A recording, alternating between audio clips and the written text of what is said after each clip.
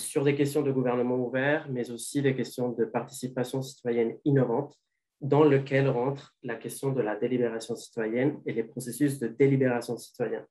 Et dans ce cadre-là, on s'intéresse beaucoup à comment est-ce qu'on utilise le numérique aujourd'hui et comment est-ce qu'on peut aider les décideurs publics, mais aussi les organisateurs à mieux ou à comment faire en sorte que le numérique puisse assurer une délibération qui soit productive pour les citoyens, mais aussi pour la prise de décision publique. Du coup, pour vous donner un peu de contexte et pas rentrer directement au vif du sujet, je voulais juste vous partager quelques slides du travail qu'on mène à l'OCDE sur ces questions-là et aussi des premières conclusions d'une recherche qu'on a commencée en avril 2020, qu'on continue, et cet atelier fait partie aussi de ce travail. Et je voulais partager juste quelques premières conclusions en guise d'ouverture du débat, et après je vous présenterai les témoins qui nous accompagnent aujourd'hui et je leur donnerai la parole pour qu'ils puissent nous partager des expériences des différents cas d'études. Donc du coup, d'où on vient, on va dire d'où on vient quant à la recherche qu'on mène à l'OCDE. On a publié en 2020 le premier rapport sur les processus délibératifs représentatifs qui s'appelle « Innovation en matière de participation citoyenne et nouvelle institution démocratique, comment être au rendez-vous de la vague délibérative ». Et si vous scannez le QR code qui est sur votre écran, ça vous mènera à pouvoir télécharger la synthèse en français de ce rapport. Mais le rapport, il est aussi disponible en anglais dans le site de l'OCDE. Donc, du coup, qu'est-ce qu'il y a dans ce rapport? Ce rapport étudie à peu près 300 exemples dans tout le monde, des années 80 jusqu'à 2010, et trouve que la vague délibérative, c'est-à-dire l'utilisation de ce type de processus participatif, augmente petit à petit, mais a pris de l'ampleur autour des années 80 et après une plus grande ampleur autour des années 2010. Et aujourd'hui, on le voit, cette ampleur se continue, cette vague continue à augmenter. Et ce type de processus sont utilisés dans tous les niveaux d'administration, mais c'est surtout le niveau local qui utilise plutôt pour répondre à des questions de long terme, comme le changement climatique, mais aussi des questions de société comme l'avortement ou le mariage pour tous, et aussi des questions complexes en lien avec le budget, avec des décisions d'investissement dans les infrastructures, par exemple. Et qu'est-ce que c'est un processus délibératif représentatif? L'idée, ce n'est pas de donner beaucoup d'informations, mais juste de pouvoir cadrer un peu les conclusions que je vais vous montrer après ces slides. C'est un processus, un mécanisme de participation citoyenne où des citoyens qui ont été tirés au sort, mais aussi qui ont passé par une stratification avec des données statistiques pour pouvoir faire en sorte que ce groupe de citoyens représente un microcosme d'une communauté et ils puissent consacrer un temps significatif d'abord à s'informer, puis à collaborer dans le cadre d'une délibération facilitée. Et le but, c'est de pouvoir formuler des recommandations collectives à l'intention des autorités publiques. Et là, sur votre écran, vous voyez un peu les différentes étapes. Qu'est-ce que ça veut dire un processus délibératif? Ça veut dire d'abord la sélection de ce petit groupe représentatif qui va répondre à un objet, à une question qui est formulée d'une façon claire et qui est liée à un problème public. Et puis, ils vont recevoir de l'information, ils vont s'informer pour pouvoir répondre à cette question. Et surtout, ils vont délibérer sur 1, 2, 3, 4, plusieurs séances de délibération facilitées afin de pouvoir poser des arguments, écouter les autres points de vue et pouvoir mettre en collectif toutes les différentes perspectives et points de vue informés. Et puis, il y a un moment de décision collective afin de trouver un terrain d'entente qui va mener à la proposition de recommandations collectives et éclairées à l'autorité publique qui a commandé ce processus. Du coup, les différents témoins vont présenter un peu des différents cas d'études qui répondent à ce type de processus. Quand nous avons recueilli les exemples, on a suivi 3 principes. Le premier, c'est la représentativité. Du coup, cette question de sélection aléatoire et la stratification démographique avec des données statistiques pour pouvoir faire en sorte d'avoir une représentation, c'est-à-dire représentation de genre, d'âge, de situation socio-économique, mais aussi de point de vue par rapport au sujet posé, des habitants des zones rurales versus urbaines, etc. Le deuxième principe, c'est la délibération, c'est-à-dire qu'il faut qu'il y ait au moins un jour entier de réunion de délibération. Quand on a fait le rapport, on s'est concentré sur les processus en présentiel, Et tout cet atelier, la recherche qu'on mène, c'est justement pour pouvoir faire en sorte d'inclure les processus qui sont organisés dans un écosystème numérique, dans un mode online ou virtuel, et pouvoir faire en sorte d'assurer que la délibération continue à être de qualité, même dans un environnement numérique. Et finalement, le troisième principe, c'est l'impact. C'est-à-dire que le processus doit être initié par une autorité publique, au moins cette autorité doit être associée au processus afin que les recommandations puissent aboutir à influencer ou impacter la décision publique.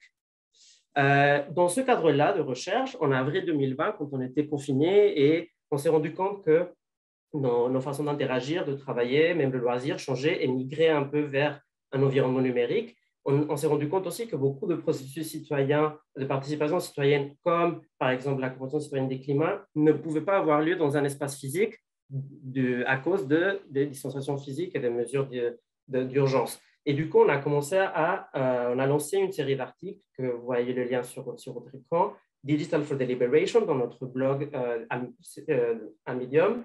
Et on a invité plusieurs personnes qui avaient des expériences tant du côté des décideurs publics comme organisateurs, mais aussi des personnes plus en lien avec le design d'outils numériques ou avec le développement des outils, afin de pouvoir répondre à quelques questions sur comment le numérique pouvait aider à la délibération et comment s'assurer qu'au passage de présentiel à numérique, la qualité de la délibération ne soit pas perdue. Et du coup, on a continué la recherche pour pouvoir aboutir à quelques conclusions que je vous présente aujourd'hui, mais qui restent évidemment, on va dire, préliminaires et qu'on continue à enrichir avec des données des différents processus qu'on observe, mais aussi d'autres articles. Et évidemment, l'invitation à publier des articles dans le blog est ouverte à toutes et à tous. Le premier point qu'on a repéré, c'est que c'est important de répéter qu'il faut que les processus soient délibératifs avant numérique. Et qu'est-ce que ça veut dire cela? Ça veut dire que même si le processus est organisé dans un environnement numérique, c'est important de garder en tête d'abord le design et le respect des principes. C'est-à-dire que avant de répondre à quel outil, comment, quelle technique, etc., il faut d'abord designer le processus afin que le cœur soit délibératif et qu'on respecte les trois principes que j'ai annoncés au début, c'est-à-dire représentativité, délibératif et impact. Et que, évidemment, même si c'est numérique et même si c'est dans un environnement virtuel, les étapes d'apprentissage, de délibération, de prise de décision et les recommandations collectives soient respectées. Un deuxième point, c'est qu'il n'y a pas un modèle unique ou une clé magique pour le numérique, ni une décision universelle pour tous les processus qui veulent inclure le numérique dans l'organisation. Avant de pouvoir se lancer à décider l'outil, il faut prendre en compte quelques considérations. Par exemple, le moment où le numérique va intervenir, mais aussi l'objectif de l'utilisation de ces outils.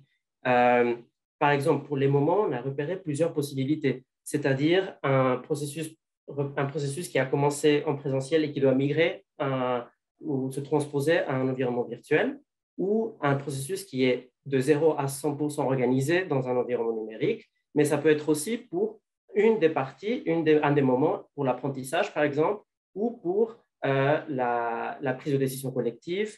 Et finalement, on commence à voir des processus hybrides qui mélangent des moments présentiels avec des moments numériques. La deuxième question qu'il faut se poser avant de lancer dans la décision de l'outil, de la méthode et de la technologie, c'est quel est le but de l'utilisation de ces outils? Par exemple, est-ce que c'est pour une fonction support pendant le moment de la sélection aléatoire? Est-ce que c'est pour une plateforme de vote pour que les participants puissent voter des différentes propositions? Est-ce que c'est pour avoir des documents collaboratifs et que tous les participants puissent écrire et travailler de façon collaborative en ligne? Ça peut être aussi, un deuxième objectif, ça peut être pour justement connecter les citoyens qui participent à ces microcosmes avec l'ensemble de la société, avec des plateformes, par exemple, de communication, mais aussi avec des réseaux sociaux ou avec des plateformes de proposition pour que les citoyens puissent aussi écouter ce que les autres ont à dire.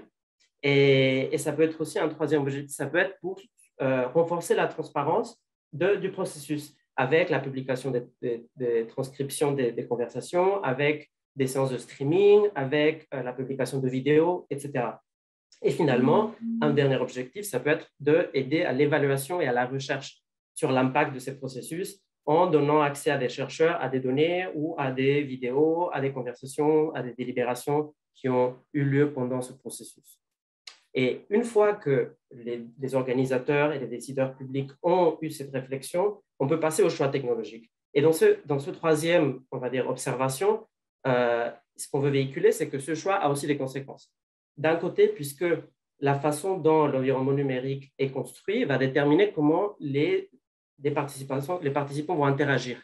Est-ce que c'est à travers de voix, son, vidéo, images? Est-ce que cette interaction est simultanée? Est-ce que c'est à contre-temps?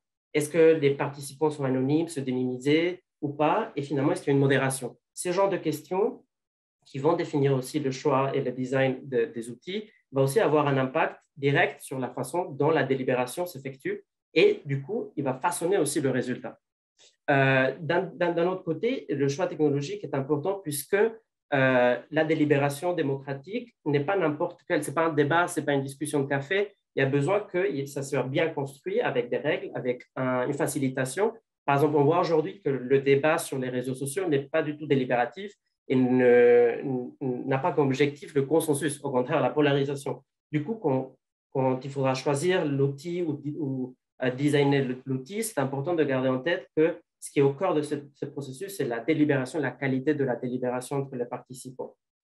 En plus que l'outil doit être transparent pour que ça soit auditable, pour pouvoir construire de la confiance aussi autour de la technologie qui est utilisée.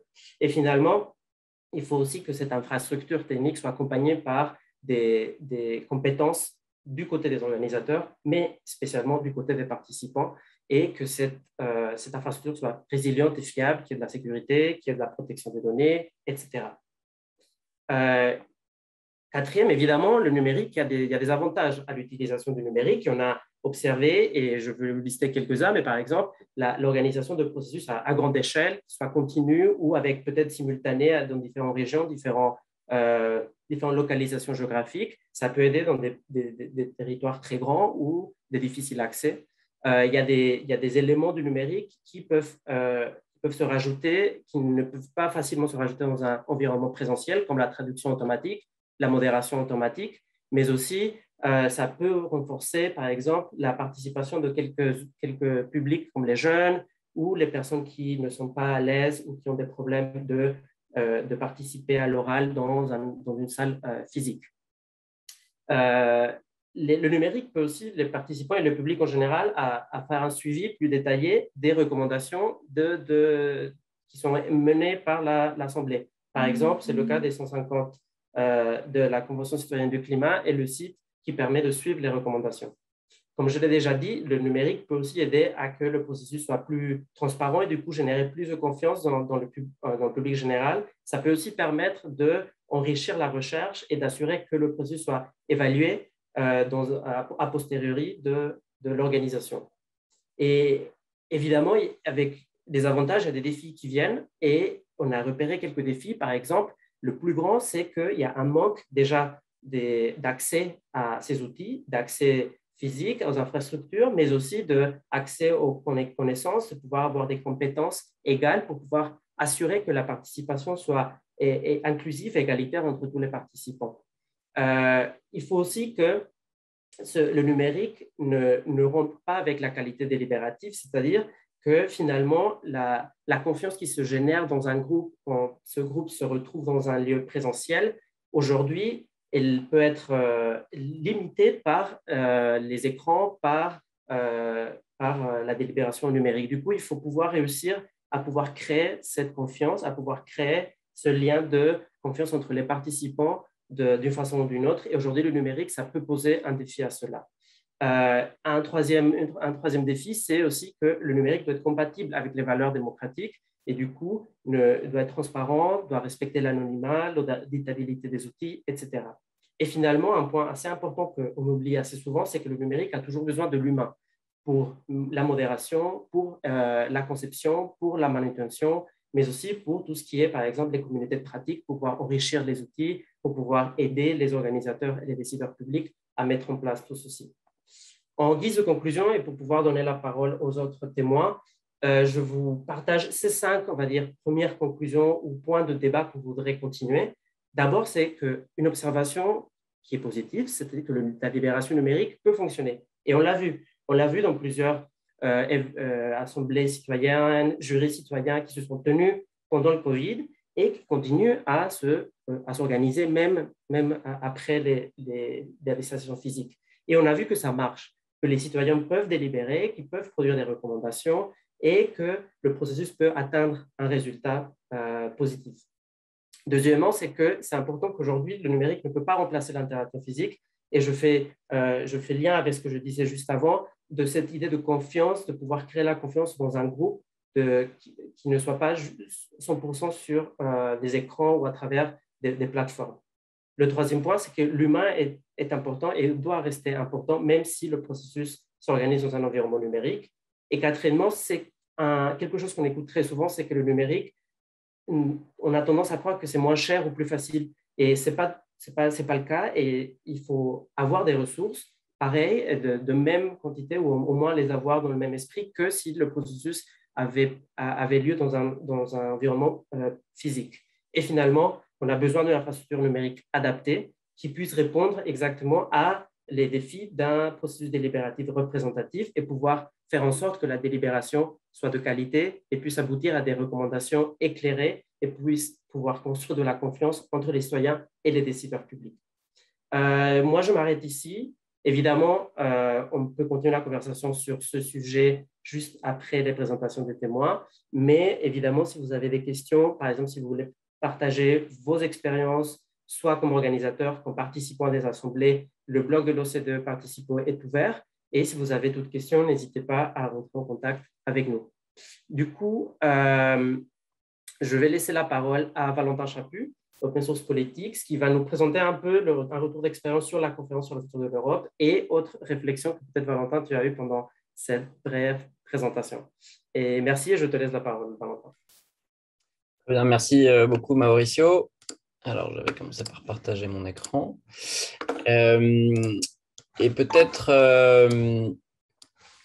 un petit test. Alors, c'est compliqué de le faire, évidemment, en visioconférence, davantage que dans une salle, mais m'assurer que tout le monde a déjà entendu parler de la conférence sur l'avenir de l'Europe. Il y a eu une communication qui n'est pas extraordinaire, je trouve, en tout cas en France, autour de ce dispositif.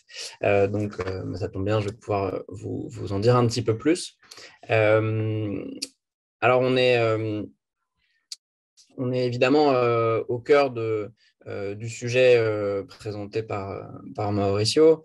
La conférence sur l'avenir de l'Europe, c'est une initiative assez inédite qui trouve son origine en fait dès 2019 et puis qui a mis un petit peu de temps à se mettre en place puisque, comme vous le savez, il y a eu quelques événements depuis qui ont pu retarder ce genre de démarche, mais qui s'est vraiment lancée donc, au printemps dernier. C'est la première fois que les trois institutions européennes, Commission, Parlement, Conseil, se mettent d'accord pour porter un projet participatif citoyen en commun.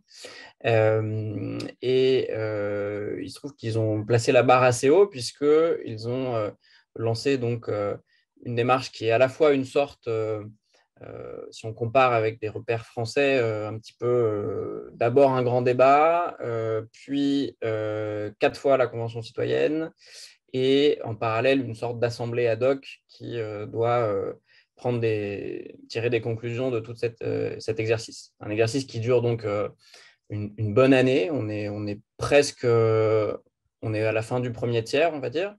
Ce premier tiers, il a principalement eu lieu sur une plateforme, donc celle que je vous partage, que vous pouvez retrouver à cette adresse, que je mettrai aussi dans le chat si vous voulez ensuite.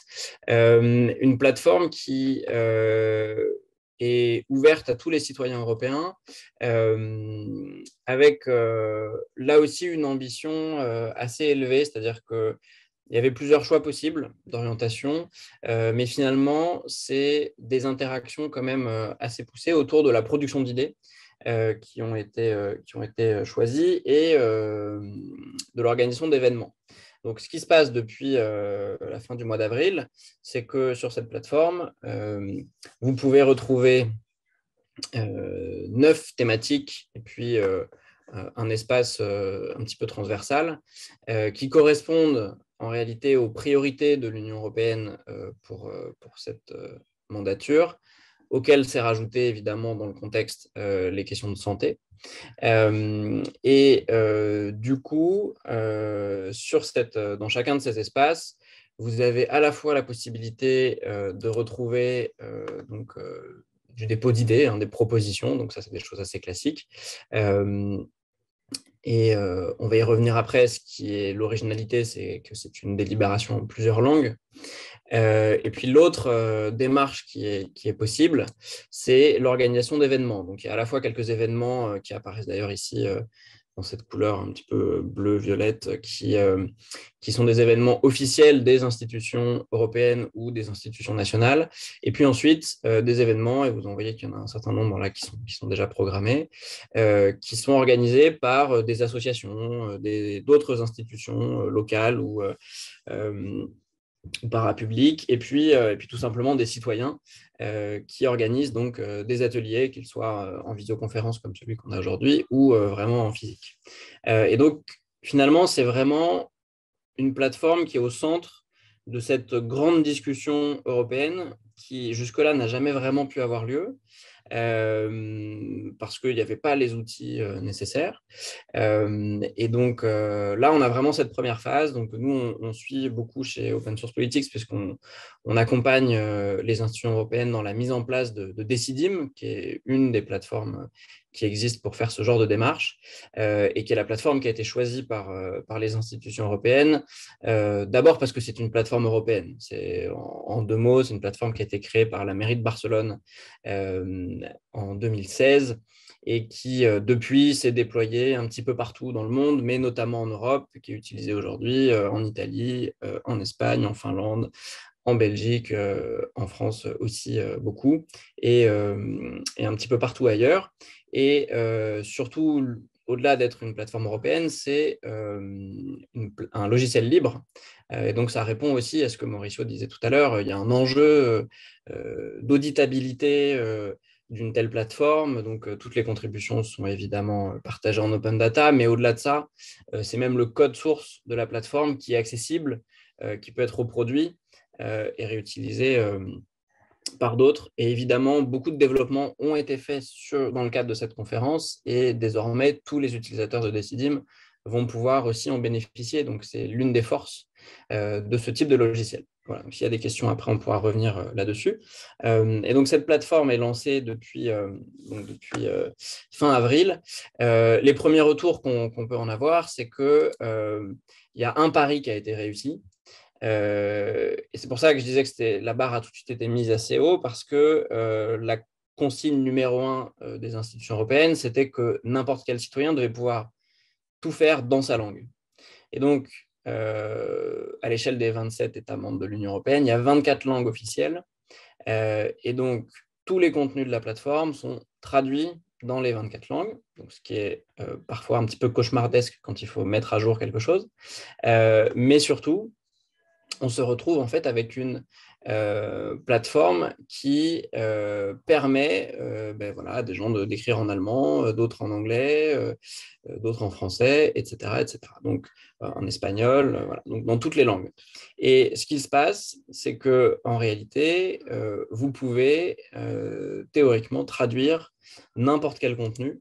On va tenter de le faire en direct. Parfois, on peut avoir des mauvaises surprises, mais vous voyez, là, je suis en français et je vais essayer de traduire automatiquement cette proposition. Et vous voyez, instantanément, vous avez tout qui est traduit en français. Et donc ça marche dans n'importe quelle langue pour tous les contenus de la plateforme, donc x24. Et ça permet réellement, alors après on a plus ou moins, donc vous voyez qu'après vous pouvez relier évidemment des événements avec les sujets de discussion. Donc c'est vraiment la première fois qu'à l'échelle européenne, il y a cette délibération, cet échange qui est possible. Et vous voyez que des commentaires peuvent être déposés dans différentes langues aussi, et la discussion peut vraiment avoir lieu. Alors, je conclus sur la partie plateforme pour aller rapidement sur la suite. Pour vous dire que donc là, à ce stade, il y a un peu plus de 25 000 contributions qui ont été déposées sur la plateforme, quasiment 2000 événements, un peu plus de 2000 événements qui ont été enregistrés aussi sur la plateforme, que tous ces contenus ont été analysés par plusieurs équipes, que depuis hier, vous avez le premier rapport intermédiaire, donc les contributions jusqu'au mois d'août, qui ont été publiées, le rapport a été publié sur la plateforme. Et donc, ça vous donne le détail de ce qui s'est dit jusqu'ici, voilà, de manière très détaillée. Vous pourrez aller retrouver ça en détail. Et tout ce travail-là va nourrir la mise en place de 4 panels citoyens. Et ces 4 panels citoyens, ils vont se partager un petit peu les thématiques que nous avons vues.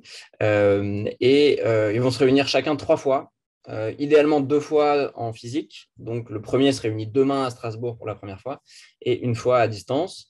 Et ils vont aussi permettre, un peu sur le modèle de la Convention citoyenne pour le climat que nous avons connue en France, mais là aussi à l'échelle de, à chaque fois, 200 personnes de 27 États membres qui parlent 24 langues, avec des facilitateurs qui viennent de 15 pays. Je crois qu'on m'a dit la semaine dernière qu'il y avait 115 traducteurs qui vont interpréter en direct tous les travaux de ces panels. Au terme de ces 4 panels thématiques, une autre contribution sera faite et sera adressée à une plénière qui est une instance ad hoc qui regroupe à la fois des membres de la Commission, du Parlement, du Conseil, des députés européens et des citoyens tirés au sort. Et eux feront, à l'échelle du mois de mars prochain, une contribution aussi finale aux institutions européennes qui donc suivront. Donc, c'est la première fois qu'une telle démarche est initiée.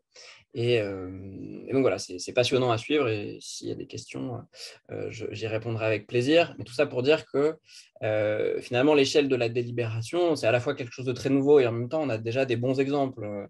On parlera ensuite de ce qui a pu se faire à Nantes, au Palais d'Iéna et ailleurs avec Olivier. Mais du coup, là, on a finalement un peu l'exemple expérimental et qui est aussi un peu le saut dans l'inconnu d'essayer de porter la délibération à l'échelle d'un continent et de milliers de citoyens qui, évidemment, ne partagent pas la même langue au quotidien. Et donc, voilà, c'est passionnant à suivre. Peut-être, Valentin, avant de passer la parole aux autres, il y a une question sur le chat. Peut-être que c'est intéressant de faire la différence entre la consultation sur l'Europe qui avait eu lieu avant et le processus dont toi, tu nous as un peu partagé ton expérience, juste pour placer un peu les deux processus et pourquoi c'est différent. Alors, ce qui s'est passé jusque-là, c'est que les institutions européennes, évidemment, mènent des démarches participatives depuis quelques années. Il y a eu alors j'ai oublié le nom, mais il y a eu des dialogues citoyens européens et donc une consultation qui a eu lieu. Mais à l'époque, en fait, la consultation avait lieu dans chaque État membre. Il y avait une synthèse par État membre qui ensuite était renvoyée à l'échelle de l'Union, mais il n'y avait pas de délibération directe entre les citoyens européens. Et d'ailleurs, selon l'État membre dans lequel on habitait, évidemment, la consigne avait été plus ou moins respectée. On va faire rapide sur cet espace-là, mais du coup, comme vous le savez, tout le monde n'a pas forcément le même esprit européen parmi les États membres en ce moment, en tout cas à l'échelle des gouvernements, et donc il y en a qui avaient plus ou moins joué le jeu. Là, ce qui est nouveau, c'est que la plateforme est l'outil sur lequel, donc l'outil numérique, sans lequel on ne pourrait pas le faire, la plateforme est l'outil qui permet de tenir cette discussion avec des gens qui sont vraiment à l'autre bout de l'Europe et qui ont un parcours de vie différent. Voilà. Et ça, c'était jusque-là jamais réalisé. Et donc voilà, on mène ça aussi bien que possible depuis quelques mois. Et jusque donc au printemps prochain, où il y aura des conclusions qui seront rendues. Merci beaucoup, Valentin. Et du coup, tu ne seras pas pour la fin du débat, mais je te remercie pour ta participation. Et s'il y a des questions, peut-être on te reverra des questions via un message où on pourra donner tes coordonnées s'il y a quelqu'un qui a envie de... Effectivement, je reste encore une dizaine de minutes et puis après, malheureusement, je devrais vous quitter, mais merci beaucoup pour vos questions et votre invitation. Excusez-moi, je vois qu'il y a un participant, une participante qui lève la main, donc peut-être si vous voulez prendre sa question, je te laisse le faire. Je ne sais pas comment faire, mais je crois que... Alors, oui, c'est bon. Désolé. Du Super. coup, Roselyne, je ne sais pas si vous avez une question pour Valentin particulièrement ou pour Oui. une question générale. Est-ce que vous m'entendez là? Oui. Oui, en fait, je me demandais donc pour la délibération sur l'Europe. Donc, en fait, il y a eu un panel qui a été créé. Et à quel moment, en fait, les participants ont pu mettre des propositions ou est-ce que, en fait, le panel a été créé, a échangé, a délibéré et ensuite a mis ses propositions en ligne? Ou est-ce que vraiment toutes sortes d'habitants européens pouvaient mettre des propositions pendant que le panel délibérait? Et je pose la question parce que à Clermont-Ferrand, on veut mettre en place une convention citoyenne aussi. Justement, on se demande, on se pose des questions là-dessus sur à quel moment on met en ligne ce qui va ressortir du panel de citoyens, à quel moment on le partage aux autres membres que ceux de la convention, quoi. Donc, ce qui est intéressant, c'est qu'en fait, c'est vraiment en train de se passer en ce moment. C'est-à-dire que Ah oui. les panels se réunissent donc de manière échelonnée tous les week-ends et la première session du premier panel commence demain. Et d'ailleurs, vous pouvez suivre les plénières sur la plateforme à partir de demain après-midi. Évidemment, je n'ai pas toutes les réponses à la question. Mais ce que je peux dire, et notamment en comparaison, ce qui fera aussi une transition avec ce que dira Romain tout à l'heure, c'est que ici, étant donné aussi la situation sanitaire qu'on a connue, la plateforme est venue en amont. Et donc, il y a déjà des milliers de contributions sur la plateforme qui nourrissent les travaux des panels. Ah, d'accord. Et Avant donc, que le panel se soit constitué. exactement, exactement. Et donc, les panels sont tirés au sort à travers l'Europe.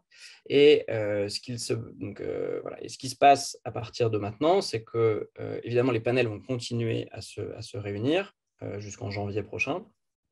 Et donc, la plateforme continue à vivre aussi. Il y a des synthèses intermédiaires successives qui auront lieu jusqu'à une synthèse finale au début de l'année prochaine des contributions de la plateforme. Donc, vous pouvez d'ailleurs évidemment rajouter vos propres contributions et d'ailleurs aussi déclarer, organiser des événements dans vos collectivités et les annoncer et les restituer ensuite sur la plateforme de la conférence. Voilà. En fait, chacun peut mettre des propositions tout au long. Exactement. Mais ça gêne pas trop. Du coup, les panels, comment ils se les approprient? Est-ce que ça gêne pas un peu l'avancée de leur travail? Parce que du coup, en tant que citoyen, on peut mettre des propositions alors qu'eux n'ont pas fini de réfléchir. Alors, effectivement, il y a un peu un travail en parallèle. C'est pour ça qu'il y a des synthèses un peu intermédiaires qui leur sont communiquées au moment où ils commencent à travailler. Entre deux sessions de travail où ils se réunissent, ils vont aussi devoir approfondir un petit peu des propositions et leurs réflexions. Et donc, ils vont pouvoir se baser sur cette matière-là qui leur est donnée. Et donc, le fait que, de toute façon, ça continue, étant donné qu'ils vont quand même se répartir certaines thématiques et travailler vraiment de manière approfondie sur certains sujets, d'une certaine manière, ils ont déjà suffisamment de matière pour commencer et potentiellement, ce qui va se rajouter ensuite, ce seront des précisions, des éléments qui peuvent les orienter. Et puis, je finis aussi là-dessus. Toutes les questions que vous pouvez vous poser sur la conférence, il y a un onglet sur la plateforme qui vous permet de trouver des dizaines et des dizaines de pages de documentation sur tout ce qui a été dit, tout ce qui a été fait depuis le début de cette démarche. Et donc, c'est assez intéressant de voir aussi comment, à votre échelle, vous pouvez vous impliquer en tant que citoyen, et puis de retrouver toutes les décisions qui ont été prises. Et si ça vous amuse aussi, vous pouvez aller dans n'importe quelle langue et aller chercher la même chose. Voilà, donc c'est assez intéressant de voir ça.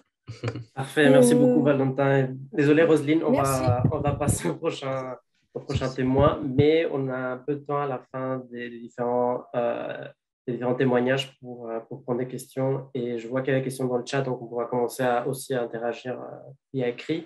Mais du coup, je voudrais donner la parole à Louise Rigolier, qui est chargée de mission dialogue citoyen numérique et civic tech à Nantes Métropole et qui va nous présenter son retour d'expérience par rapport à la Convention citoyenne de Nantes Métropole. Du coup, Louise, le micro est à toi et merci beaucoup. Bonjour tout le monde. Alors, je représente Nantes Métropole aujourd'hui. On devait être deux, mais finalement, Chloé Guillemot, donc chargée de mission dialogue citoyen, qui a travaillé spécifiquement sur la Sur la Convention citoyenne de Nantes Métropole n'a pas pu être présente finalement. Du coup, j'espère lui faire honneur en présentant sa partie comme elle l'aurait souhaité. Donc voilà, j'espère que vous voyez mon écran. C'est bon de votre côté? Ok. Oui, donc c'était déjà 2 interventions très intéressantes et je pense que je rejoins pas mal de choses dans ce que tu disais, Mauricio, sur vraiment l'idée que les démarches doivent se passer sur une base d'un processus délibératif. À Nantes Métropole, c'est vraiment comme ça que l'on réfléchit ce qu'on appelle, nous, de notre côté, le dialogue citoyen. Hein. C'est vraiment, toutes nos démarches de dialogue citoyen se basent sur ce principe-là et on utilise le numérique dans ce cadre délibératif. C'est-à-dire que l'idée, c'est que nos démarches doivent apporter des éléments à un processus décisionnel grâce à une délibération de la part des citoyens. Donc en fait, nos plateformes sont des outils que je vais vous dire un peu déjà la façon dont nous, on réfléchit la question de l'intégration du numérique dans ces processus-là qui sont préexistants. Si jamais vous avez des questions sur le processus, je ne vais pas approfondir ça parce qu'on l'a déjà présenté à d'autres moments, mais si vous avez des questions, n'hésitez pas. Et après, je vais aller plus précisément et plus longuement sur le côté convention citoyenne qui a dû se passer en numérique pour les raisons que l'on sait tous, donc la crise sanitaire. Donc simplement pour vous dire que la question du numérique, elle infuse depuis longtemps dans la culture participative du coup à Nantes Métropole. Voilà, à travers les démarches de dialogue que l'on propose, on propose différents types d'implications, donc avec des modes de recrutement qui permettent d'élargir des panels grâce à des appels à volontaires en ligne, de la contribution individuelle et collective qui va venir permettre à des citoyens qui délibèrent dans un atelier d'avoir des apports complémentaires et d'élargir donc la participation, de faire une votation citoyenne, des questionnaires en ligne, etc. Pour autant, en tant que tel, la question du délibératif s'était toujours passée en présentiel pour nous. C'est-à-dire que le numérique permettait, la délibération collective via le numérique était, comme je vous ai mis là, différentes questions que l'on se pose suite au numérique. Ce que je vous ai mis en orange, c'est vraiment l'une des questions principales, comment on utilise le numérique dans une mise en débat à visée transformatrice, c'est-à-dire une délibération collective. Donc voilà, là c'est juste pour vous montrer notre plateforme, mais je n'ai pas forcément envie d'aller très longtemps sur la plateforme qui est pour nous juste un outil technique. Ce qui est important, c'est plutôt ce qui va se passer dedans. Donc aujourd'hui, comme je vous disais, on va utiliser le numérique pour élargir, pour être transparent, pour rendre accessibles les démarches. Faire connaître les enjeux du débat, mobiliser des inscriptions à des démarches présentielles, susciter des contributions nombreuses, variées et contradictoires, donc être le plus large possible, et rendre compte des contributions, donc vraiment sur une transparence. Voilà. Du coup, on a dû... tous ces éléments-là ont permis en fait, d'avoir une réflexion en interne on a vraiment fait une charte de la façon dont le numérique pouvait être utilisé dans un cadre de participation citoyenne, de dialogue citoyen, mais toute la partie délibération a plutôt été explorée à travers la Convention citoyenne que je vais du coup vous explorer avec vous maintenant. Et si jamais vous voulez revenir sur la façon dont on utilise le numérique par ailleurs, n'hésitez pas à me poser des questions. Donc voilà, la Convention citoyenne de Nantes, elle a eu lieu suite à la crise. On l'a lancée donc à l'été 2020. En tant que telle, elle devait se passer en présentiel à ce moment-là, puisqu'on sortait du premier confinement, mais il s'est avéré ce que l'on sait tous, c'est-à-dire qu'il y a eu d'autres confinements et que ces phases qui devaient être des discussions en salle, comme on savait très bien le faire déjà avec les ateliers, a dû se passer à distance. Donc, juste pour vous dire un peu ce que c'était que cette convention citoyenne de Nantes, donc, il y avait un objectif qui était établir un diagnostic citoyen de la crise Covid-19 au niveau local et donc faire des préconisations aux élus. Il y avait 80 membres qui étaient représentatifs de la population métropolitaine et des territoires voisins. Donc là, ça reste de la même façon, c'est l'application de nos principes de dialogue citoyen, c'est-à-dire la diversité. Ces membres ont été tirés au sort à partir d'une enquête qui a été faite sur le terrain, sur la sortie, sur la crise sur le territoire. Donc ça s'est passé au niveau métropolitain. Donc voilà, c'est vraiment l'idée d'avoir un diagnostic local grâce à des citoyens et des citoyennes qui sont issus de toute la métropole, ainsi que des experts et des expertes qui étaient auditionnés à l'occasion par ces citoyens-là. La convention a duré 100 jours. Suite à l'enquête qui a eu lieu fin de l'été 2020, il y a eu l'installation de la convention citoyenne qui s'est réunie à 4 reprises sur des longues sessions, donc jusqu'en février 2021, mais avec un travail aussi continu. Au final, beaucoup plus de rencontres que 4, avec l'audition des experts et des expertes. Donc voilà, avec la Convention citoyenne qui a remis ses conclusions aux élus en mars 2021 et les élus de Nantes Métropole qui ont répondu aux citoyens cet été. Donc voilà, on peut voir là, on vous a mis quelques images de ce que ça a donné au final, cette convention qui a dû se déporter ainsi au format numérique. Ce qu'il faut savoir, c'est que toutes les conditions étaient particulièrement différentes. Chaque citoyen devait vivre cette convention dans ses propres conditions et à savoir que on l'explore un peu plus tard, mais l'idée, c'était quand même de rendre accessible pour toutes et tous, même à distance, cet élément délibératif. Donc, tout le monde ne sait pas utiliser un ordinateur, tout le monde n'en a pas, tout le monde ne sait pas utiliser Zoom. Donc, pour cela, a été demandé par la collectivité, donc à ces 80 citoyens, si des personnes avaient besoin d'aide, donc des ordinateurs ont été fournis et également des dérogations spécifiques au confinement ont été faites pour que certains citoyens et citoyennes puissent venir dans les bureaux de Nantes Métropole et ils étaient accompagnés par l'équipe ici pour l'utilisation de ces ordinateurs. Donc on a vu que c'était sur 80, il y en avait quelques-uns qui avaient il me semble 3 ou 4 qui étaient présents. Si Chloé était là, elle aurait les chiffres précis, mais certains avaient effectivement ce besoin d'être présents, mais on avait la capacité de les accueillir ici. Donc, juste pour vous donner quelques chiffres, donc la convention dématérialisée qu'on a dû organiser effectivement un peu au dernier moment, hein, mais qui s'est plutôt bien passé, ça voulait dire 70 heures de visioconférence. Donc c'est pas mal.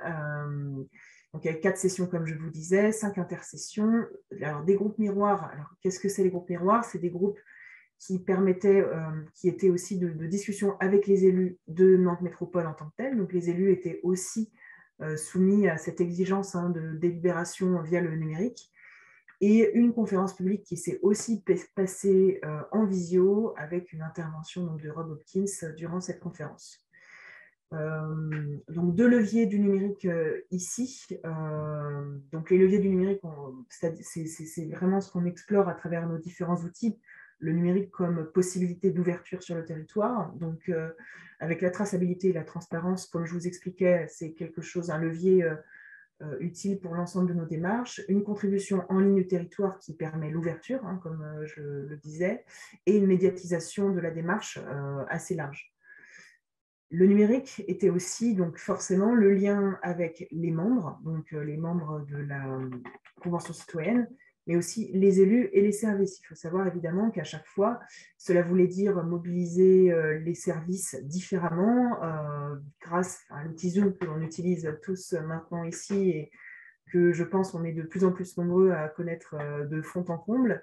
Et voilà, avec l'idée de pouvoir animer un atelier à distance, d'avoir vraiment des personnes qui sont là pour les supports techniques, des personnes qui sont là pour animer les sous-groupes, des personnes qui sont là pour répondre aux questions. On commence maintenant à connaître un peu comment ça se passe ici, par exemple, lors de cet événement auquel on participe en ce moment même, on a chacun des rôles spécifiques qui sont attribués. Voilà, donc c'était la même chose avec les citoyens.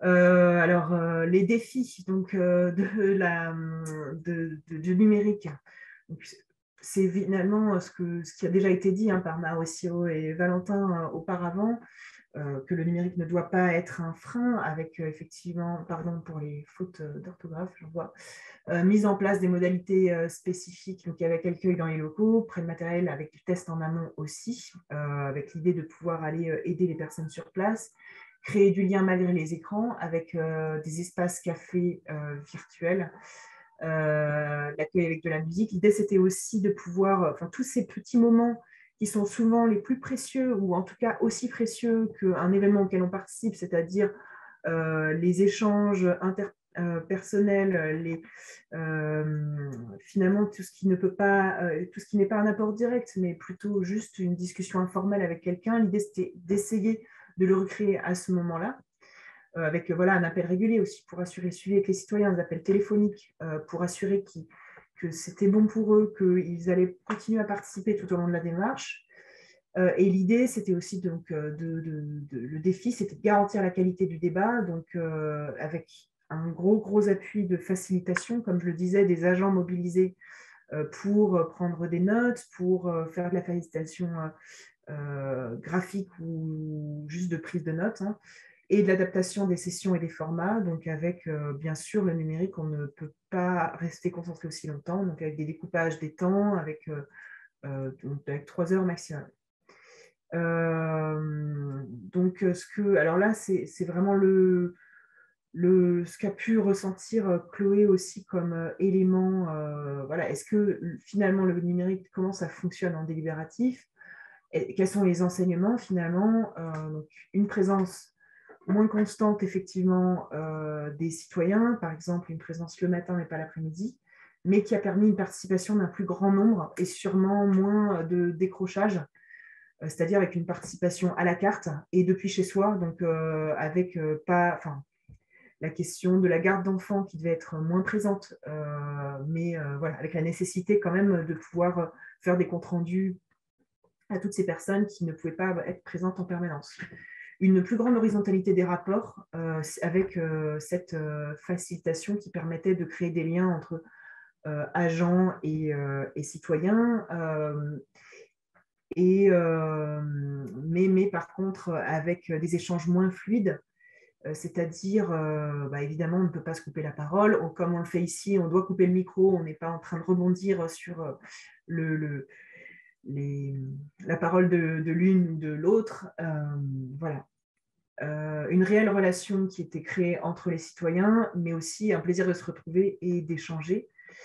Le lien, cependant, avec les garants qui garantissaient effectivement la bonne tenue de la convention était peut-être plus difficile à prendre, un éloignement un peu plus fort avec forcément un éloignement réel de cette façon-là et une défiance qui pouvait se créer vis-à-vis du rôle de chacun, qui devait être constamment rassuré en fait par des échanges, comme je disais, téléphoniques parfois.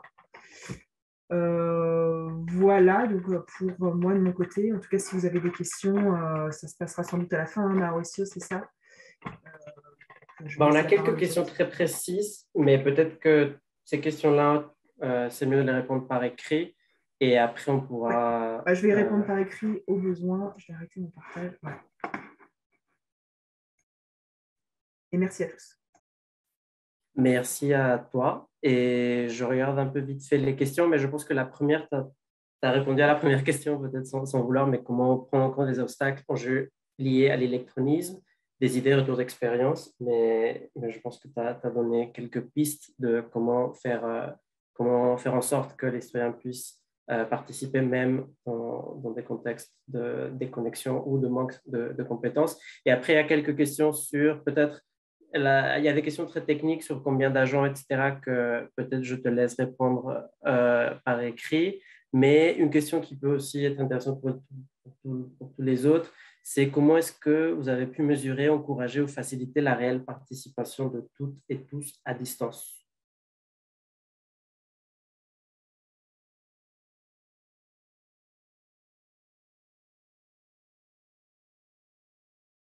Excuse-moi, je pensais que tu voulais que je réponde par écrit. T'inquiète pas. Non, t'inquiète pas. Je peux te laisser regarder un peu les questions. Oui, et mais alors pour mesurer, encourager, faciliter la participation de toutes et tous à distance.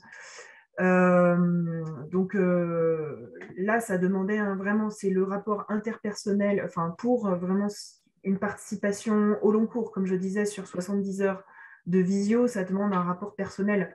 Enfin personnel en tout cas, de relance téléphonique par mail, mais aussi on avait une newsletter à la fois dédiée, une newsletter dédiée aux citoyens membres de la Convention, une pour les élus membres du groupe pilote qui devaient ensuite instruire les propositions des citoyens. Donc l'idée c'est de ne jamais lâcher le fil. Donc oui, ça demande de nombreux agents. Alors, combien d'agents ont été mobilisés pour agir en tant que facilitateur? Ça se dépend. En fait, à chaque fois, pour chaque sous-groupe, donc un sous-groupe, c'était, il me semble, c'était moins de 10 personnes. Donc, 8 groupes, on avait une personne qui anime et une personne qui facilite. Donc, à chaque fois, ça demandait une vingtaine d'agents. Enfin, quand je dis agents, c'est également en comptant les prestataires qui nous accompagnaient, Mission Publique, qui nous accompagnaient dans la démarche. Et pour l'intégration des agents des autres directions dans le dispositif, oui, dans le sens où une fois les préconisations et donc l'avis citoyen écrit, donc ils ont vraiment écrit ce document qui donne les préconisations suite au débat et aux échanges qu'ils ont eus entre eux. Il a fallu instruire. Donc instruire, ça veut dire que on regarde à chaque proposition, on voit est-ce que ça doit être traité par telle direction ou telle autre, est-ce que c'est plutôt un sujet transversal, et on a mis autour de la table, que ce soit des tables numériques et des tables présentielles, les directions pour qu'elles puissent traiter et répondre à ces questions-là. C'était le même travail qui a été fait du côté des élus pour avoir une réponse à la fois technique et politique à chaque préconisation des citoyens. Et la réponse, du coup, a été rendue cet été. Merci beaucoup, Louise. Et il y a quelques questions sur le chat, mais sinon, on pourra revenir à la fin. Je vais répondre à l'écrit à celles que je n'ai pas répondu à l'oral. Parfait. Merci beaucoup. Et du coup, je donne la parole à notre prochain témoin, qui est Romain Aubert, qui est conseiller du rapporteur général du comité de gouvernance de la Convention citoyenne pour le climat et qui a contribué à l'élaboration et à l'organisation de la Convention citoyenne pour le climat.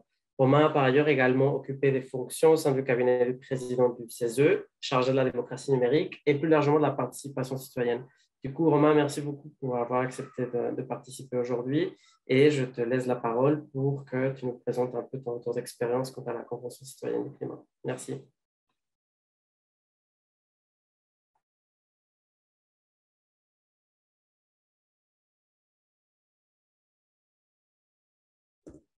Ah, c'est bon. Parfait. Alors, je vais vous faire un bonjour à tous. Je vais vous faire un petit retour de différentes pratiques du numérique qu'il y a pu y avoir dans le cadre de l'organisation de la Convention citoyenne pour le climat. Okay. Donc, dans la Convention, on peut identifier différents types d'usages du numérique de par leur public de destination. En tout cas, c'est comme ça que je vais vous les présenter aujourd'hui. Dans un premier temps, il y a eu un usage pour l'extérieur, dédié à l'extérieur, donc on en a un peu parlé tout de suite là, dédié donc à la communication et à la transparence. Je ne vais pas rester beaucoup de temps dessus parce que ce n'est pas le cœur du sujet aujourd'hui, mais il s'agit des médiums utilisés pour garantir la nécessité de transparence dans ce type d'exercice afin d'assurer la confiance des personnes à l'extérieur de la Convention, mais aussi à l'intérieur.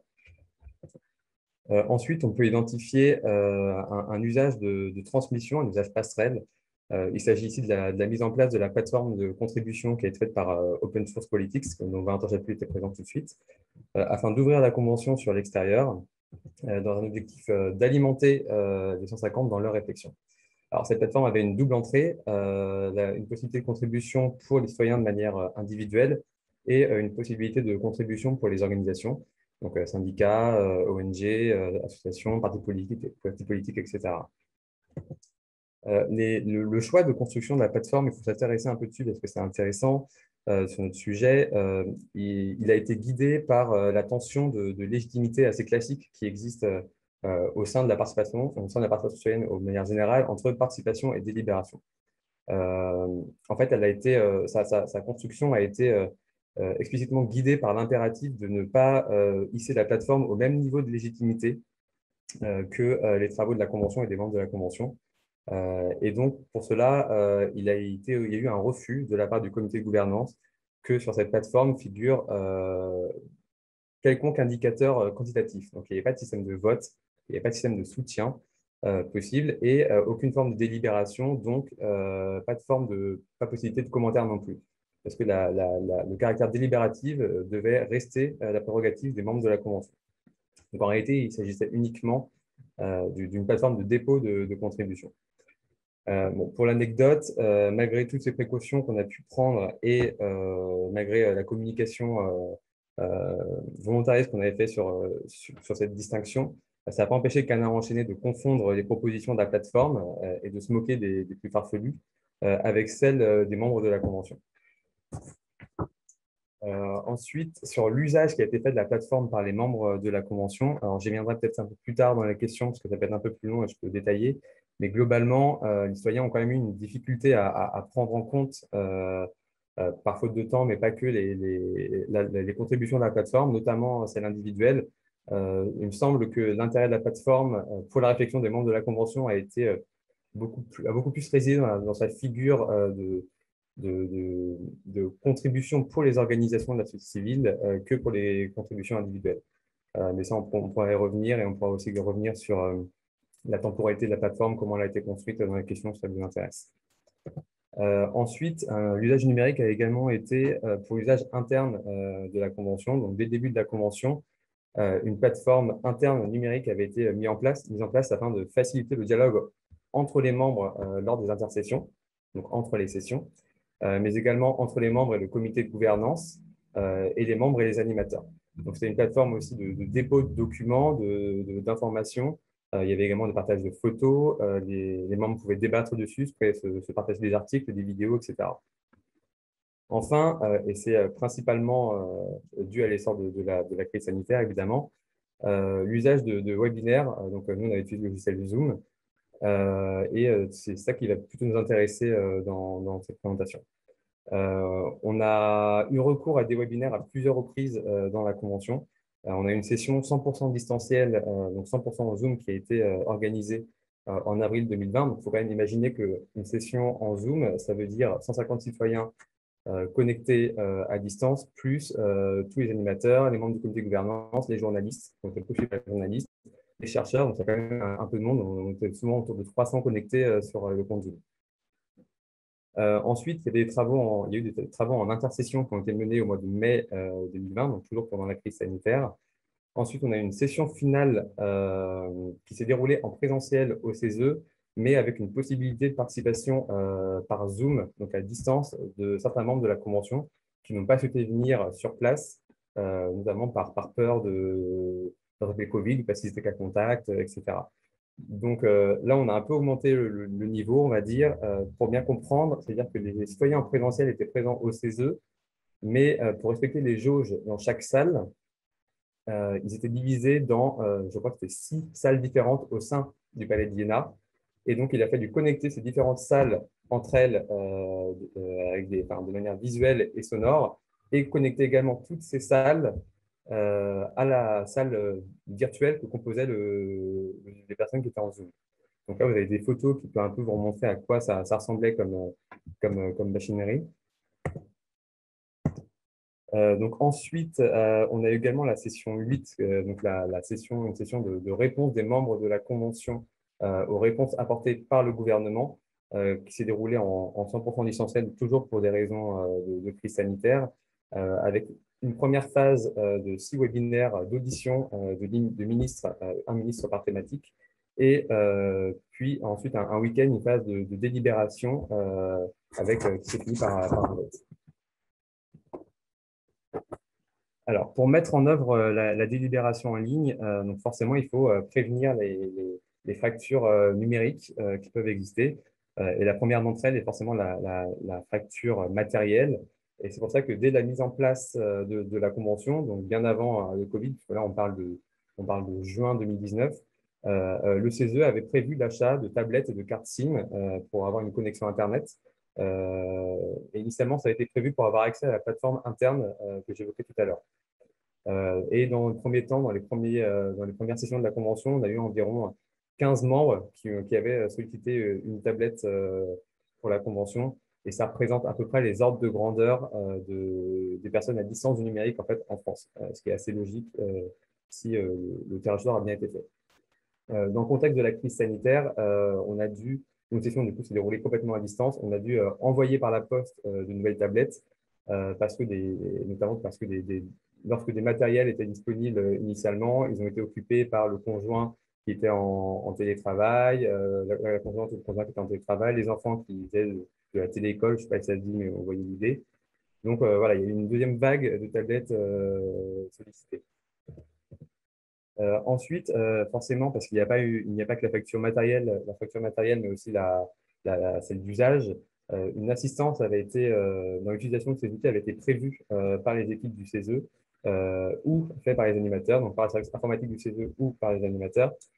Ensuite, il faut aussi avoir en tête que en prévention de ces sessions, notamment la session Zoom, il y a eu un échange téléphonique avec chaque membre de la convention, donc les 150 membres, afin de s'assurer déjà de leur présence, mais aussi connaître leur situation pour identifier ceux qui étaient le moins à l'aise avec les outils numériques et pouvoir s'adapter plus facilement lors des sessions. Ensuite, lors des sessions, on avait prévu un groupe d'animateurs spécifiquement dédiés à l'aide à l'assistance numérique pour aider les personnes avec une sorte de numéro d'urgence à appeler pendant la session si jamais il y avait un problème. Et donc, en tout, sur la session numérique, ça a quand même mobilisé 18 animateurs. Enfin, il y a eu un document mode d'emploi qui avait été fait, facilement compréhensible avec des captures d'écran sur comment ouvrir Zoom, comment utiliser le chat, comment couper sa caméra, etc. Alors, sur la présence au webinaire, en fait, je pense que vous avez plus ou moins confiance si vous êtes ici, mais dans un exercice comme la Convention citoyenne où la légitimité résulte du collectif, parce qu'il représente statistiquement une mini-France et non de l'individu, comme ça peut être le cas pour l'élection, la présence et la mobilisation de l'ensemble des membres de la Convention a été un enjeu permanent pendant toute la Convention, en présentiel ou en distanciel. Mais une attention plus particulière a été portée pour les sessions à distance, parce qu'on ne savait pas trop où est-ce qu'on allait. Pour être honnête. Donc, et dans les faits, on a constaté une baisse du nombre de participants aux sessions de mars et d'avril, donc dès l'apparition du Covid, et plus particulièrement sur la session qui s'est déroulée à 100% en distance, donc c'est qui est entouré en rouge, où on est passé sur une session normale hors Covid, à peu près à 150, autour de 150 personnes, à 122. Donc, au-delà du mode de travail en vidéoconférence, cette baisse de la participation n'est pas uniquement due à l'outil numérique. Les personnes ont aussi donné des raisons pour des raisons professionnelles parce qu'ils travaillent dans le secteur médical et donc elles étaient mobilisées, pour des raisons de santé, pour des raisons familiales, elles avaient des personnes à charge pendant le confinement, etc. Une autre raison de cette absence peut être l'allongement de la convention et donc une certaine lassitude. Initialement, les membres de la convention étaient engagés pour 5 mois. Finalement, ça a duré 9 mois. Ce n'est pas vraiment le même engagement. Et ensuite, le sujet même de cette session exceptionnelle 6 bis, on pourra en reparler si vous voulez tout à l'heure, a pu dissuader plusieurs citoyens qui étaient opposés à l'objectif de cette session même. À noter que comme pour les sessions en présentiel, cette session à distance avait été indemnisée. Voilà, indemnisée. Et enfin, pour rester sur la participation, dernier point, c'était que même si ces gens étaient présents, on les a comptabilisés comme présents, il pouvait être compliqué de savoir, notamment en fin de journée, si c'était vraiment actif. Parce qu'on avait un peu on a eu un grand nombre d'écrans noirs inactifs en fin de session, sûrement la lassitude. Donc voilà. Rapidement, parce que je suis déjà dépassé mon temps, sur la gestion de la prise de parole. Donc, le numérique est forcément plus passif que le présentiel. Et donc, il faut dynamiser les séquences. Donc, nous, on avait privilégié, enfin, on avait au maximum alterné les séquences à 150 et les séquences en petits groupes. Une vingtaine de personnes, c'était une fonctionnalité de Zoom qui était très pratique. Et en fait, ça reprenait un peu le schéma d'articulation déjà de la convention que les citoyens connaissaient déjà. Donc, on est resté sur un format que les citoyens connaissaient, avec une facilité pour Zoom, puisqu'il suffisait de cliquer sur un bouton pour les diviser dans des sous-groupes, ce qui n'était pas le cas en physique. Ensuite, il semble que le respect de la distribution de la parole se fait beaucoup plus facilement en numérique qu'en présentiel. Quand les commentaires et les réactions se faisaient en présentiel pendant que la personne parlait, en numérique, elles se font par écrit ou elles se font après. Et donc, il y a un meilleur respect de la parole. Mais du coup, il faut faire attention que l'animateur ne devienne pas l'unique destinataire des prises de parole des membres de la convention. Ils doivent continuer à dialoguer ensemble. Et ça, c'est un enjeu pour les animateurs. Enfin, le numérique permet de diversifier les types de paroles. Et donc, certaines personnes qui n'étaient pas forcément à l'aise et qui ne prenaient pas forcément beaucoup la parole en présentiel se sont vues prendre la parole derrière leur écran ou par intermédiaire du chat. Donc, ça, c'est plutôt intéressant, mais ça entraîne aussi le fait que l'animateur doit jongler entre le chat et la prise de parole par micro. Donc, globalement, ça s'est plutôt bien passé pour nous. Sur la convention, mais il y a un facteur qu'il faut prendre en compte, c'est qu'on arrivait quand même à un fin de processus. La dynamique du groupe était déjà assez solide. Ça fait plusieurs mois qu'ils se connaissaient, ils connaissaient les schémas de délibération, ils connaissaient les rôles de chacun. Ça a certainement facilité la délibération en ligne. Je pense que je vais m'arrêter là et je vais répondre aux questions parce que je suis un peu trop long. Merci beaucoup, Romain. Et je vais voir vite fait s'il y a des questions précises sur le chat. Il y a une question de Marin Billard que tu me diras si tu veux la prendre, mais c'est pour chaque consultation au mécanisme participatif. Ça constitue aussi une opportunité de sensibilisation numérique des citoyens, notamment au sujet de maîtrise de leurs données, open data, etc. Est-ce que sur les différentes plateformes utilisées, notamment Decidim, des objectifs de ce type sont aussi mis en avant? Qu'avec les outils numériques que vous avez utilisés pendant la convention, vous avez aussi fait en sorte de contribuer à la sensibilisation numérique des citoyens, de leurs données, etc.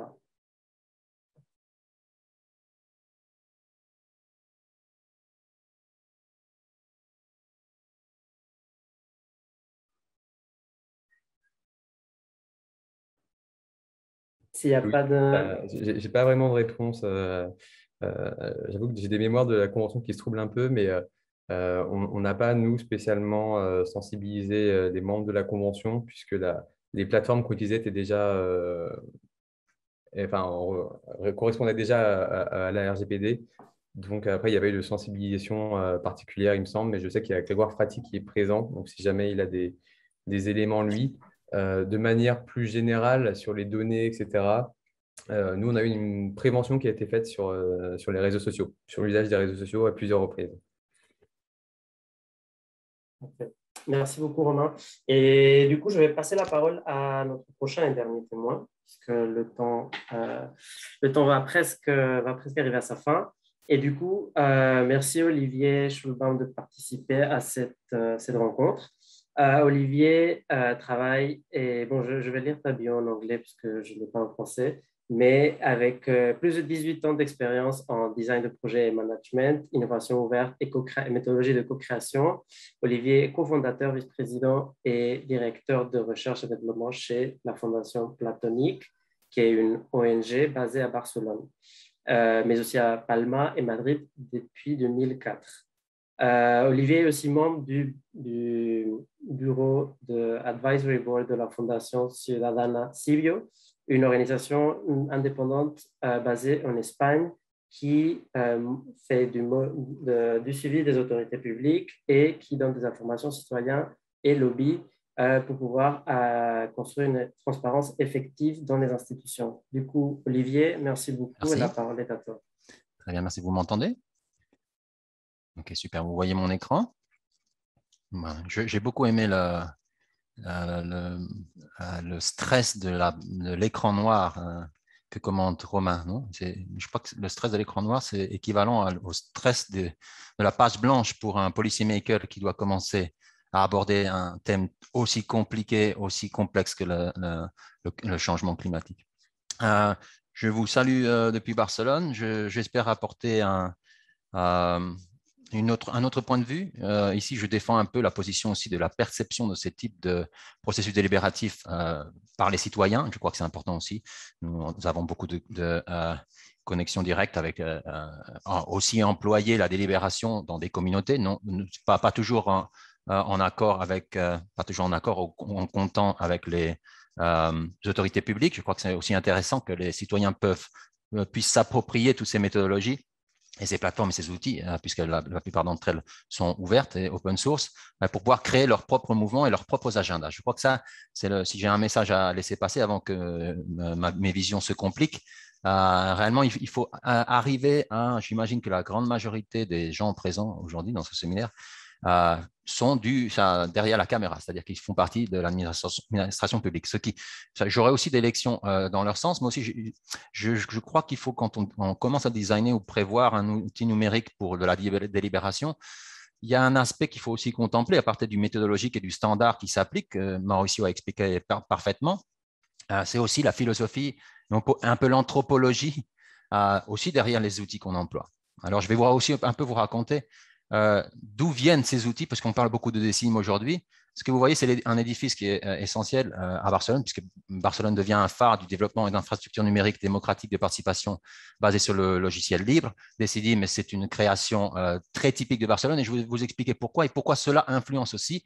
Il y avait une question aussi si cette plateforme qui a été utilisée dans l'exemple que montré Open Source Politics, elle peut être utilisée dans d'autres pays, mais il faut avoir en compte qu'elle a été designée par un service public européen. Ce qui veut dire que certainement, on rencontrera des difficultés d'adaptation dans certains pays, je dirais, je ne suis pas spécialiste en géopolitique, mais non occidentaux. Et aussi, il faut considérer beaucoup l'expérience qu'on appelle user experience, l'expérience d'utilisateur, et la culture de l'utilisateur. Je crois que Mauricio aussi, et dans l'exemple de Valentin, le thème de la participation et qu'on puisse avoir une traduction orale de ce que dit le voisin de ma table du groupe de travail, certainement, souvent, ce n'est pas suffisant, non? Parce que je n'ai aucune conscience, si vous voulez, de la conception culturelle de mon voisin dans une telle discussion. Au-delà du langage, il y a aussi des moyens visuels de communiquer, etc. Tout le monde ne sont pas égal face à la conversation, la parole, ce qu'a révélé aussi Romain comme observation. Et c'est certainement, il y avait un changement d'identité ou un changement de rôle du facilitateur, puisqu'il devait aussi faciliter la partie écrite dans le chat. Probablement, les utilisateurs aussi ou les participants se sentent plus confortables avec participer à travers le texte ou participer à travers l'oral.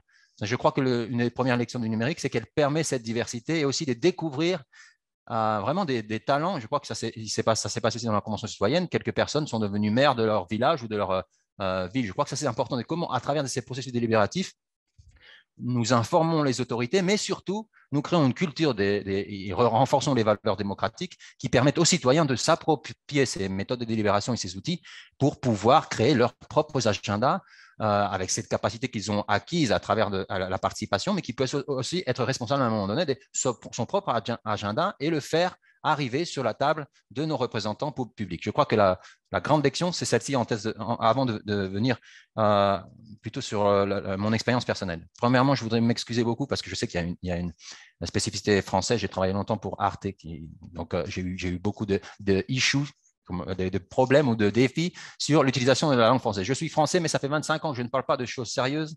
Donc, je remercie Mauricio. Nous avons communiqué en espagnol, ce qui est bizarre. Et je me suis rendu compte cette nuit, je me suis réveillé à 4 heures du matin. Je me suis dit, mince, je n'ai jamais parlé de ces choses tant importantes en français. Donc, excusez-moi si par exemple, j'ai appris aujourd'hui l'électronisme. C'est un truc très français, ça. Des termes super spécifiques et très français. C'est une petite autocritique que je nous fais. Mais perçu depuis l'expérience de 25 ans de culture méditerranéenne, j'avise. Une petite expérience. Alors, je saute sur Londres. Non, je passe de Barcelone à Londres. Ça, c'est une phrase que j'ai vue. Je suis à peu près sûr de l'avoir vue. Ma rétine me dit que je l'ai vue. sous forme de graffiti à Londres en 1999, la nuit. Donc, je ne peux pas vous garantir que c'est une interprétation à moi. Je fais ça souvent, donc je ne peux pas vous le garantir. Là, je n'ai pas la source et je ne peux pas être 100% transparent. Mais j'ai l'impression d'avoir lu, et ce graffiti était très mal fait d'ailleurs, to be political, vraiment pour être politique, il faut que ça ait de la gueule. Non, il faut que ça ait de la gueule, mais surtout, il faut que je me sente identifié avec ce processus. Alors, le premier défi que nous avons nous faisons du co-design avec les institutions publiques de processus participatifs et de délibération, nous partons du fait et du constat qu'il est clair, je le mets comme une question, mais il est clair que nous utilisons tous un design trop institutionnel. C'est pour ça que to be political, it has to be nice, c'est un peu une provocation. Mais simplement, c'est pour faire entendre qu'on change de point de vue. D'accord? Donc, je vais vous partager 2 ou 3 défis de la participation citoyenne que nous éprouvons. Non? Je crois que ce défi a à voir avec une hypothèse qui est s'il existait un moyen de rendre les plateformes numériques de participation, mais aussi notre glossaire, ça, tous les mots qu'on emploie, le type de recommandations, la technicité des recommandations que les participants sont censés émettre peuvent être des obstacles. Donc, essayons de jouer avec ces règles pour que finalement créer un engagement beaucoup plus progressif. C'est-à-dire que le citoyen, le participant puisse trouver son propre reflet et aussi un mode d'apprentissage progressif, parce qu'il ne peut pas savoir ou il ne peut pas comprendre la complexité du système le premier jour, même si on le forme pour ça. Moi, je n'ai absolument pas étudié les sciences politiques, j'ai étudié l'art et les médias. Non? Entonces, je regarde beaucoup, je lis des papers très académiques, mais aussi je ne perds pas de vue que la démocratie a besoin de beaucoup d'imagination, c'est-à-dire notre slogan platonique, c'est créativité et démocratie. Et je vous conseille, pour ceux qui ne le connaissent pas, sans doute tout le monde le connaît, le travail de Joseph Beuys et sa critique de l'économie. Je ne sais pas si vous savez, mais Beuys, en 1971, un artiste, fonde l'Organisation pour la démocratie directe par référendum. Hein, avec toute l'influence que ça représente. Il y a une histoire derrière Joseph Beuys, pour simplifier, parce que j'ai seulement 10 minutes, c'est l'idée de la construction collective de la société, non, de cette culture sociale. Non? Donc, moi, quand je vois un processus délibératif, je le design, ou je le prends en compte, ou je participe dans sa mise en marche, j'ai besoin de penser à l'imagination des participants qui arrivent et leur perception. D'accord? Donc, pour résumer ce qu'on fait à Platonique, je pense que on travaille peu en France, donc probablement nous connaissons entre acteurs, mais disons, nous ne déployons pas des services en France actuellement.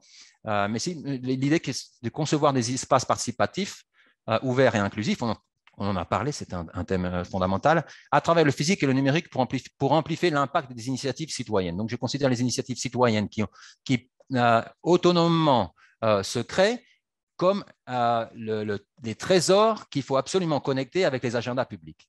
Parce que quand on parle évidemment, quand on parle de changement climatique ou quel que soit un thème, certainement, il y a déjà des débats organisés, pas dans les réseaux sociaux, mais des plateformes qui ont déjà traité, au niveau local, par exemple, qui ont déjà traité ces thèmes. Non? Donc, on fait appel souvent dans la délibération à des capacités expertes, mais aussi on oublie souvent qu'il y a une qualité de débat, de délibération qui peut avoir lieu déjà préviamente, en amont, à ces délibérations qui, tout d'un coup, pour le citoyen, deviennent plus techniques.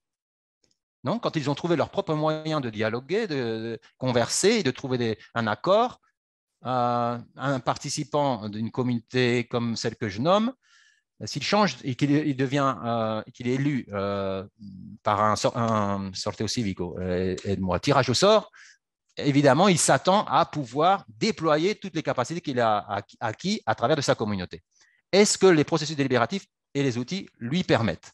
Et est-ce que cette préparation va être un obstacle pour les participants pour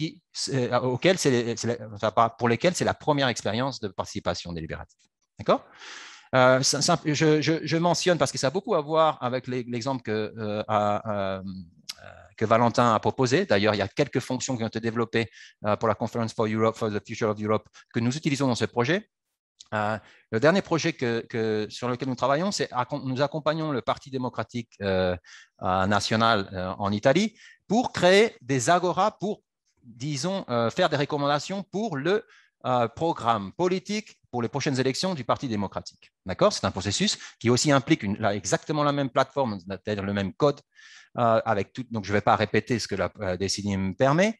Mais ce qui est intéressant, c'est que nous sommes revenus au fait que, à partir de… Romain a expliqué qu'à un moment donné, il y a une fracture parce que le Covid fait qu'on doit passer 100% online. Dans notre cas, ça fait, depuis qu'on a commencé, on travaille ces transitions. Mais ce qui est intéressant avec le processus de l'Agora, c'est délibératif dans un certain cadre qui est un parti politique. C'est très particulier, avec, bien sûr, ouvert à la participation de tous, mais qui crée des conflits qui peut-être sont plus contrôlés dans les processus délibératifs institutionnels plus génériques. D'accord ? Mais ce qui est intéressant, c'est que nous avons créé une méthodologie tenant en compte que nous sommes, après la vague, disons, online, il y a une grande fatigue, ça on l'a dit. Donc, nous avons conçu une méthodologie qui doit être aussi efficace, totalement physique, hybride et totalement online, ce qui a été la difficulté de concevoir. La différence avec les exemples peut-être qu'on a vus avant, c'est qu'on commence à designer avec ces trois aspects, ces trois formats considérés. Ce que je voudrais beaucoup insister aussi, vous avez certainement vu des images, moi j'ai suivi pratiquement tout online, les séances publiques de la Convention citoyenne. Ça, c'est un exemple, par exemple, d'un processus délibératif où nous avons regroupé avec une fondation européenne qui s'appelle European Cultural Foundation. Où ce que vous voyez là, par exemple, dans un processus délibératif, la première chose que vous voyez, c'est que l'aspect visuel, le dispositif, en lui-même est designé pour être démocratique, pour pouvoir permettre une écoute qui est différente de « je m'assois autour d'une table parce que le standard de la méthodologie me dit que nous devons être assis autour d'une table avec un facilitateur, etc. » Ce type de méthodologie, il y en a en tout cas organisé avec la mairie de Madrid, où nous avons agrupé 50 initiatives citoyennes du monde qui traitaient le thème de la migration, précisément avec l'idée de construire des sociétés fondées sur l'égalité, la durabilité et un sens plus fort de la justice sociale. Vous voyez que nous avons travaillé beaucoup sur l'aspect anthropologique, culturel, de permettre que, par exemple, nous ne travaillions pas avec un texte ou en écrivant ou avec un facilitateur. Dans ce cas-là, nous sommes 100% sur la configuration conversation. Je passe ça parce que, bien sûr, je parle trop. Mais ce qui est important ici, la grande découverte et le grand potentiel, c'est ce qu'on appelle la transition numérique.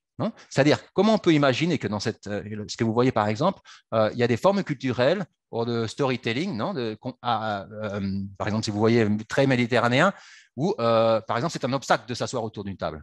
Ça interrompt quasi le flux d'une conversation qui peut être construite, mais qui peut être guidée visuellement, comme vous voyez, au sol, en convertissant un espace qui normalement est très frontal et circulaire à un espace conversationnel à 100%. Ce que vous voyez, la personne qui est assise, vous voyez, c'est celle qui prend des notes et qui organise les notes directement sur des écrans qui sont un display public.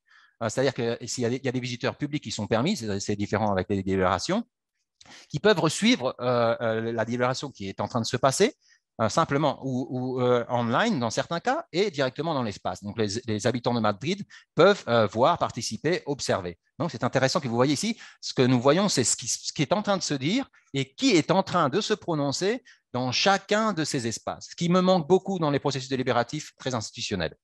D'accord ? Ça peut être aussi, il y a une grande discussion que je pense qu'on pourrait avoir, mais qu'on n'en aura pas, que c'est peut-être aussi pas très recommandable pour un processus institutionnel, non ? Au niveau des égalités, etc. Mais je veux qu'on contemple ces possibilités aussi. Ce que nous avons créé, nous avons designé un outil qui permet aux note-takers d'associer ce qui est dit avec ça pour une traçability, non ? Que les conversations peuvent être traçables. Là, nous sommes rendus compte qu'on avait besoin aussi de changer les groupes, c'est-à-dire que dans les designs des méthodologies, vous avez peut-être un groupe qui, pendant un an, va se réunir autour d'une table et un seul thème. Dans ce cas-là, on prévoyait des choses très agiles où à chaque moment, quelqu'un pouvait se lever et dire « je dois changer de groupe ». Donc, on a créé pour les organisateurs une espèce de dashboard où on peut facilement assigner des gens à des différents groupes de travail. Non, qui est automatiquement, sa conversation est répercutée ou reportée dans ce débat spécifique sur un thème spécifique. Ce que vous voyez ici, c'est l'intégration de ces conversations dans Decidim, dans la plateforme que nous avons eue avant. Et ça, c'est en privé, c'est-à-dire tous les membres de ce groupe peuvent absolument revoir la conversation. Ce qui est intéressant ici, est-ce que ça évite une interprétation du note-taker, c'est-à-dire que moi, je peux commenter ce qui a été reporté comme un commentaire à moi. Probablement, ce n'est peut-être pas un reflet exact de ce que j'ai voulu exprimer. Donc, et je crois que cette autocorrection C'est intéressant. Et en faisant ça, ce qu'on a découvert, c'est souvent les participants deviennent des note-takers pour des groupes indépendants. Et pourquoi pas, on a vu ça aussi dans une convention, je crois, dans le sud de la France, une participante qui monte un fanzine qui explique sa vision de la convention citoyenne. Je crois que ça, c'est réellement de l'or. Ce sont des trésors. C'est ce type de format qui convaincront à des participants de dire nous sommes capables, dans notre communauté, d'organiser notre propre agenda public et avec l'aide d'observateurs démocratiques qui peuvent être institutionnels ou la société civile, nous enverrons nos recommandations et ce qui se passera après ce dialogue citoyen autonome, probablement les décideurs publics puissent créer des conventions citoyennes adaptées aux nécessités identifiées par les citoyens. Parce que vous savez que, bien sûr, le grand trou, je crois, qui n'a pas été réglé encore, c'est le fait que ça c'est un peu dans la convention citoyenne, c'est vrai, mais que les participants puissent participer à l'élaboration de l'agenda et des questions et se sentir reconnus dans les expressions qui s'utilisent, le ton qui s'utilise, et pourquoi pas, je préfère voir un storyboard une longue boîte de texte. Explique-moi ça, si tu l'expliques en version comique, je pense que je serai capable d'exprimer, de comprendre meilleur quels sont les enjeux du sujet. Je suis désolé, Olivier. Oui, juste il faut conclure parce que nos amis de décider ensemble, ils doivent enchaîner avec d'autres ateliers. D'accord. Alors, je conclue très vite. Il y a une chose on parle de la réplicabilité de ces outils. Il faut penser, nous, comme Platonique, nous partageons un office avec les gens c'est la partie institutionnelle de Decidim. Donc, nous avons vu la naissance de Decidim.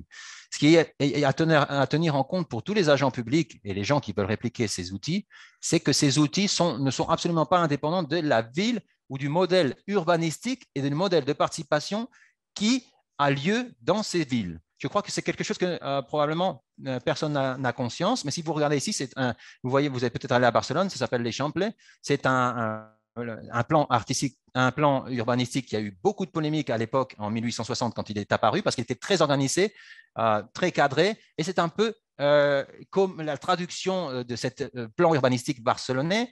C'est l'espace, l'outil a été créé avec cette complexité. Bien, c'est très adaptable, très flexible, mais pour quelqu'un qui veut déployer cette plateforme, c'est trop complexe. Non? Donc, il y a une espèce de over-design. On a trop considéré tous les enjeux de cette plateforme, ce qui fait que ça complique absolument, disons, le hacking civique ou le hacking d'une petite ville, une petite mairie qui n'a pas l'argent pour avoir un développeur spécifique. Non, ça c'est un grand obstacle. Il faudrait penser aussi à cette anthropologie de comment ces outils ont été designés. Ils sont indissociables des villes et disons des concepts, de la philosophie de vie et de pensée des gens qui l'ont conçu. Merci. Merci à toi, Olivier. Et sans plus, je vais vite fait donner la parole à Clara pour qu'elle puisse vous conclure cette séance. Mais je veux juste remercier encore une fois Luis, Romain, Olivier et Valentin qui a dû partir. Merci d'avoir participé. Je pense que je ne suis pas le seul à penser que c'était hyper intéressant. Merci pour vos retours concrets et honnêtes sur qu'est-ce que c'est le numérique et la délibération. De toute façon, je vous mets mon mail. Si dans les participants, il y a quelqu'un qui a des questions, qui veut suivre, je peux après rediriger. Et si je ne me trompe pas, Clara, on va partager aussi, si les intervenants le veulent, les présentations et leur courrier et contact aussi pour que la conversation puisse continuer. Du coup, au nom de ces deux, merci beaucoup. Et Clara, je te laisse la parole. Et merci beaucoup aussi, Clara, et Décider Ensemble pour l'organisation des rencontres. Et merci à tous les participants. Merci beaucoup, Mauricio. Bon, mais je pense que tu as bien conclu ce premier webinaire. Merci aux intervenants pour cette présentation et ces échanges très intéressants. Et merci à tous les participants d'avoir pris part à ces échanges également. Comme Mauricio l'a dit, on vous fera suivre dans la fin de semaine ou début de semaine prochaine les supports de présentation des intervenants ainsi que leurs contacts s'ils souhaitent les diffuser. Donc, je reviendrai vers vous tous. Et voilà, nous, on va enchaîner avec les autres ateliers pour finir cette belle semaine des rencontres. Et donc, je vais clore ce webinaire maintenant et je remercie tout le monde pour les participations.